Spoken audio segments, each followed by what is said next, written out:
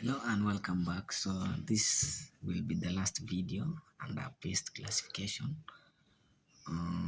which I was supposed to cover pathogens and weeds. So this is the last part of weeds. So we go into weed classification. So we start by defining.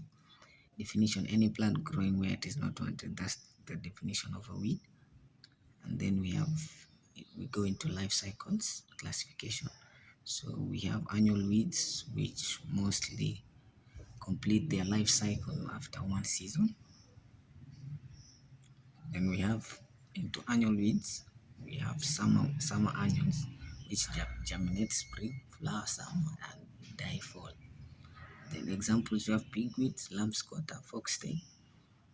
Then we have winter annuals, which germinate fall, then flower spring, die summer. Example, we have chickweed, henbit, shepherd's pass. And then we go to a second classification, which we have biennial weeds. With this one, complete their life cycle mostly after 2 seasons.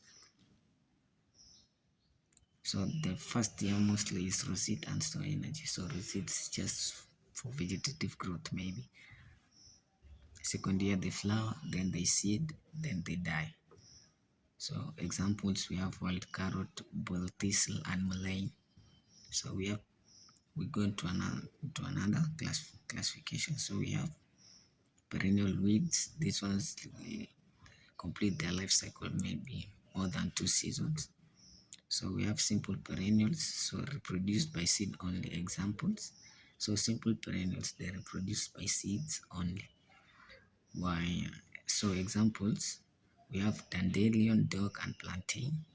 And then we have creeping perennials, which spread by roots, rhizomes, and stolons. So these ones are mostly difficult to control once well established. And examples, we have quack grass, Canada thistle, and bindweed and nutsedge.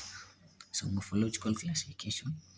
So type characteristics and example herbicides. So under this we're just trying to look their morphological classification. So under this ones, we are going to look the type characteristics and the examples of herbicides that we can use to control them. So we have grass, narrow leaves, and hollow stems, and foxtail, so crabgrass. So these ones we use graminicides. And then sage, triangular stems, yellow nutsedge. So these ones we use hollow saffron. And then broadleaf, net veined, and leaves, pigweed, ragweed. So these ones we use 2,4-D dicamba. So weed impacts: competition for water, light, and nutrients, harbor pests and diseases, reduce harvest efficiency, and contaminate crop products.